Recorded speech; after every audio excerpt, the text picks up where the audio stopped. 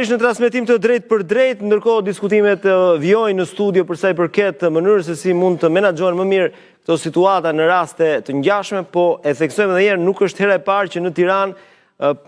zjarri merr sidomos në mënyrë të befasishme nëpërmjet fasadave, duke lënë të kuptohet se të paktën minimalisht fasadat duket se kanë probleme, pavarësisht se u tha këtu edhe në vitin 2023 pati një hetim, por nuk është se hetimi dha konkluzione të qarta. Gjithsesi, do kemi lidhje tani me kolegen Joana Preja për të na dhënë detajet të mëtejshme të asaj çfarë po ndodh aty me operacionin e shpëtimit, po ka përshtypjen janë momentet e fundit të asaj çfarë ka nisur në orët e pasdites dhe për të përfunduar në këto orë të natës. Joana, përshëndetje. Denis, të përshëndes, në fakt më të themi që jemi gjatë përfundimit operacionit edhe shuarjes së flakëve. Megjithatë, edhe pse mund të themi që janë vendosur nën kontroll flakët, pra nuk ekziston, nuk përbën më rrezik për përhapje të mëtejshme, her pas here aktivizohen disa vatrat e vogla që kërkojnë edhe ndërhyrjen nga zjarrfikset. Pra jemi drejt fundit mund të themi, megjithatë gjatë orëve në vijim pritet të dalë dhe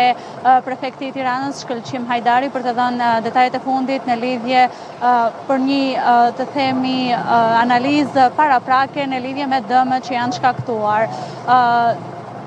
Në prani, në këtë zonë që është shkaktuar edhe zjarri, mund të themi që ka një numër të konsiderueshëm qytetarësh të cilët kanë ndaluar, edhe pse nuk jetojnë në këtë zonë, kanë ndaluar duke parë nga afër situatën, por edhe banorët e zonës ose këmbshit të cilët janë interesuar për dëmet edhe që janë shkaktuar. Okej, mirë Joana, përderisa situata është e qetë, nuk besoj se bëhet fjalë për kthim të atyre banorëve në le themi në banesat e tyre, por po patë mundësi të marrësh vesh se ku do strehon ata, ndoshta mund të ishte për interese dhe për publikun. Nuk e di të falenderoj, ndërkohë me ndihmën e regjisë do shohim disa imazhe të reja të momentit ku flaka ka qenë me intensitet mjaft të lartë dhe janë pamje që qarkullojnë dhe në